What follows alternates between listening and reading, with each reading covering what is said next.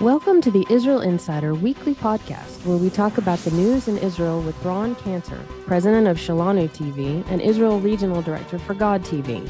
I'm Lisa Hutchison. Thanks for joining us today. Well, this week, Ron, I think probably top on the list is the Taliban and their new government. Did you know they have a new government?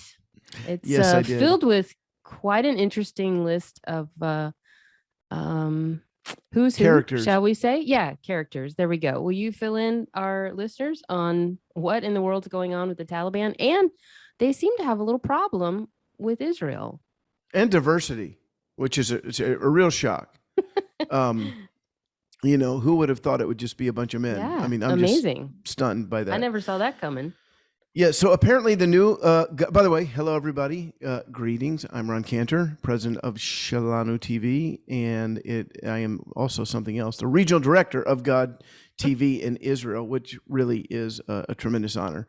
And let me just say, folks, we're going to be doing something for Yom Kippur, not the feast, but the Day of Atonement. It's actually the opposite of a feast. It's a very holy day where we humble ourselves before God. And of course, us as believers in Yeshua, we know that we are forgiven, but we're going to take this time to encourage people around the world to pray and fast for Israel, for revival in Israel. So stay tuned both on Facebook and on God TV. We're going to be, I'm going to be doing a teaching, and then we're on the Day of Atonement. We're going to be having a time of prayer with several leaders around the world who are involved in Jewish ministry. And again, if it's just 6 to 8 of us praying together, that'll be fine. That'll be good. God will hear it. But the goal is to gather thousands, tens of thousands of people around the world to fast and pray for revival in Israel. So check that out on the God TV Facebook page, and as well as on God TV. So back to the Taliban. Yeah, so we're kind of shocked. The Taliban has said that the new Taliban, the NT, the new Taliban, they are willing to have relationships with any country in the world not named Israel. And so those of us who are Israeli, we're stunned by this. We're hurt. We're shocked. We really wanted to have relations with the Taliban because, I mean, who does not want to be friends with a bunch of bloodthirsty killers and rapists and, I mean, the worst human beings on earth? So I really take that as a badge of honor. It makes me proud to be an Israeli that we are the only nation that this, wanton group of kidnapping, rapists, and murderers doesn't want to hang out with. And nobody in Jerusalem or in Tel Aviv, for that matter, is going to lose a wink of sleep. In fact, we might even stay up and party a little bit. So good news, indeed. Yeah, that's a badge of honor for sure. Yeah, so the Taliban spokesman, Sahel Shaheen, not a woman, by the way, another shock.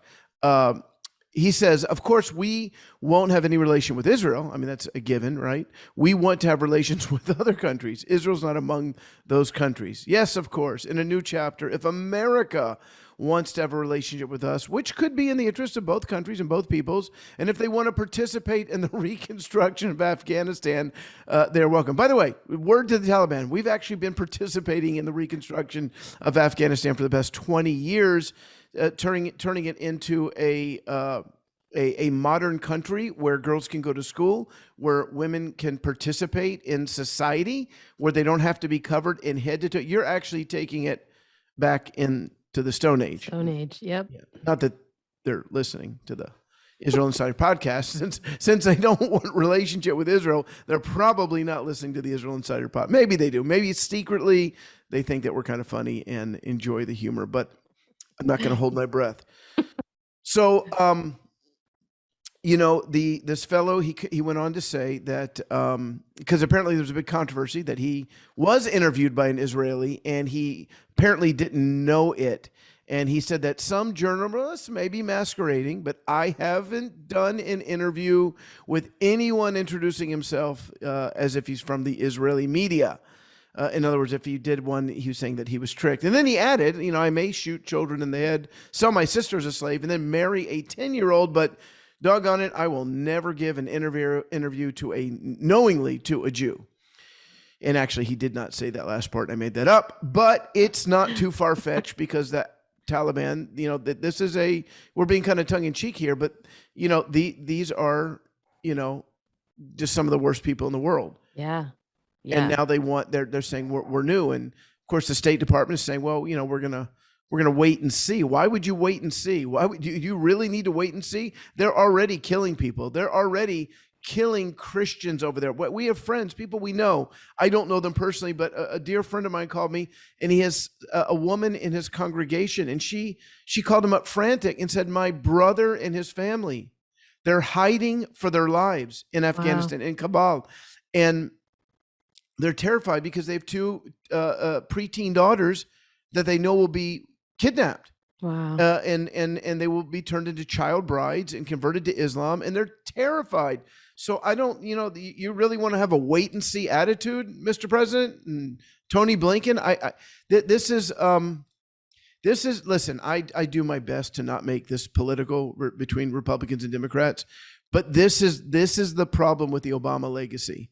And the Biden legacy is that they don't seem to understand that there are evil regimes in this world. Mm-hmm. They don't seem to understand that we're not talking about the people, but the leadership of countries like Iran, Cuba, and Afghanistan are they're evil people. And by biblical definition, we've all sinned and we've all fallen short of the glory of God. There's none that does righteous, but there are some who go the extra mile. They're not just born into sin, but they are living in deep evil, and they will kill, they will murder, they will rape.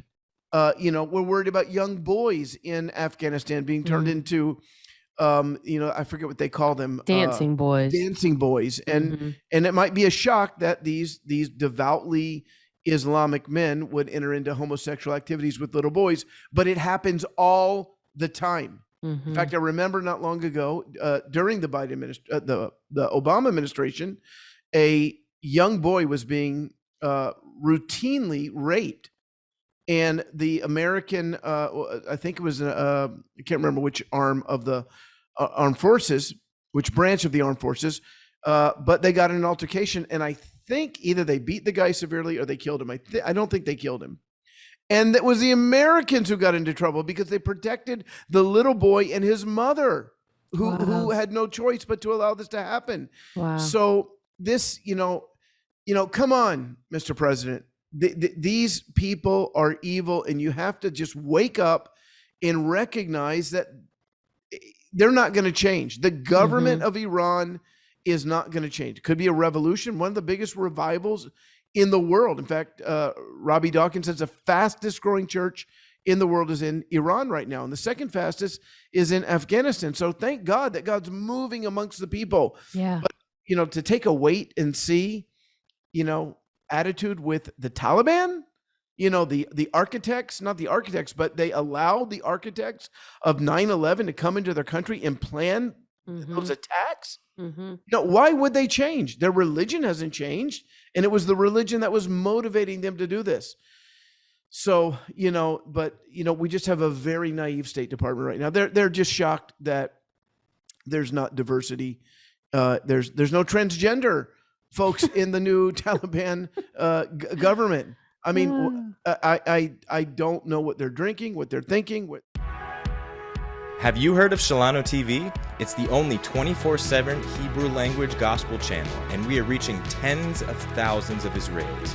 Learn more at shalanotv.net. That's shalanotv.net.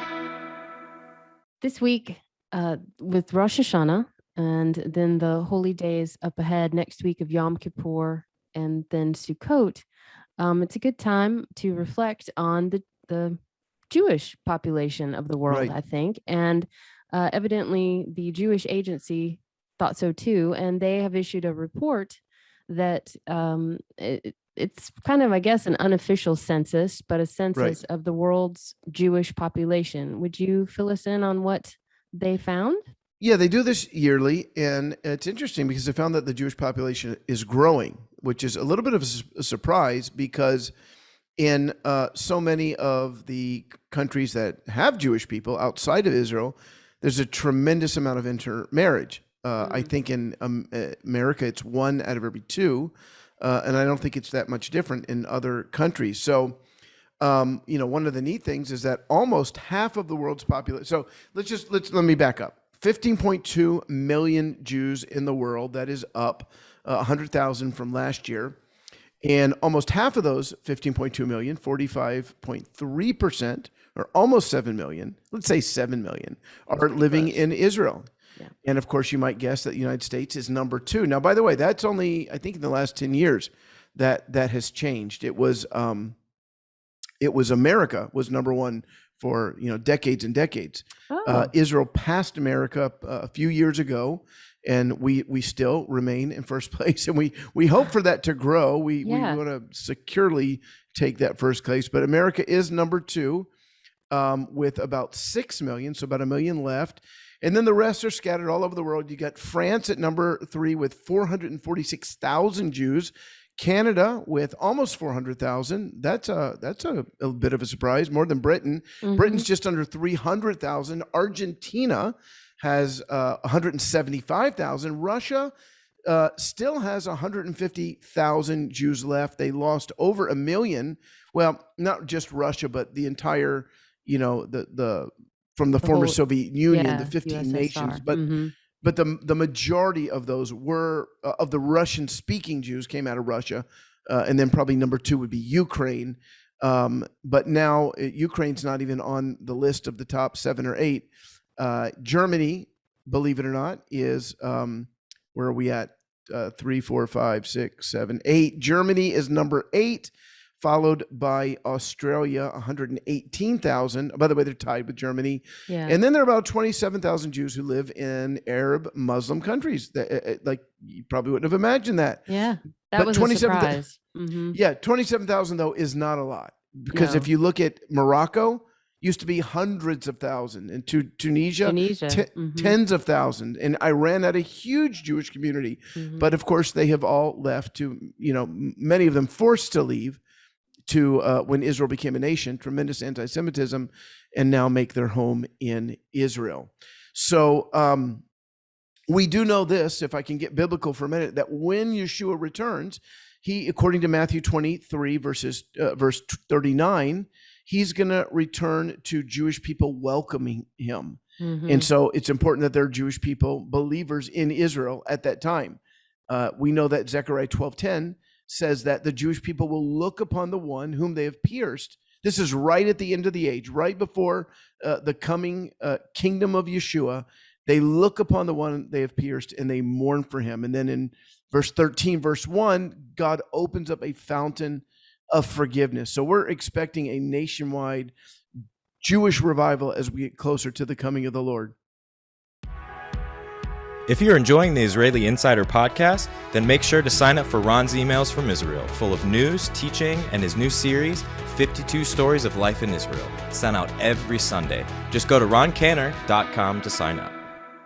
There was an interesting story this week to me, just because I love, like I've said before, I love technology stories and I love medical research stories. And so this week there was such a sweet story about a set of twin girls who were born with the very rare situation. I forget the statistic, but 1 in a million, or it's very, very rare, of being conjoined. Right. And then even with that, where they were conjoined is even more rare. They were together at their head, and so for the first time in Israel's history, there was a historic medical breakthrough for them. And would you like to maybe elaborate on that a little bit? What happened there? Yeah, it's pretty awesome. A grueling 12-hour life and death surgery. So the difference between, being connected to your twin for the rest of your life and being free, obviously, it's a pretty big difference. And so, the parents agreed to go along with this, but there was just tremendous preparation. It took hundreds of hours to get ready, countless practice operation on a sophisticated 3D model that was designed by Israeli technology experts. But yeah, this Sunday, it took 12 hours, but these doctors successfully separated twins that were joined at the back of their heads. Mm-hmm. Dr. Isaac Laser, he said, the great name, by the way, it's probably Lazar, but Laser is a pretty cool name for a doctor. Yeah. Any wrong decision, he said, could have been the difference between life and death. It was so delicate as the surgery was performed between major blood vessels in the baby's heads. We all knew that any bleed could have catastrophic consequences. So it's pretty amazing. And Lazar went on I should know how to pronounce an Israeli last name. Lazar went on to say that when the nurses brought the babies together, the newly separated and their kids. I mean, I'm not quite sure how they're young like they are. about 1 year old. Yeah, they look about 1 year, so it's not like they're 20. They're in, Mm-hmm. but they are old enough that they recognize different things. And he said when the nurses brought the babies together, newly separated, they looked at each other and made noises and gently touched each other. It was beautiful. You could see the communication between them. It was just so special. And the parents were filled with unbelievable joy, the doctor shared. So in the midst of coronavirus and death and just a really difficult year or 18 months for the world, what a wonderful story of life. Yeah, that's wonderful. And they're expected to lead normal, healthy lives. They need a little bit of developmental therapy, just because, they didn't get to do the normal baby stuff of turning over and sitting up and being on their tummy and that sort of thing that babies go through in their first year of life. But these little girls are going to just do well, I'm sure. And I'm really happy. I love stories like that. So thank you, Ron. And I guess that'll wrap it up for this episode of the Israel Insider Podcast. And if you, our listeners, enjoyed this weekly podcast, please be sure to send it to a friend or two. Like us on wherever you're listening and do a review. That helps other people find it. Be sure to follow the Israel Insider on Facebook and sign up for our daily email to get the inside scoop on happenings in the Holy Land. Thanks again for joining us, and we'll see you next week.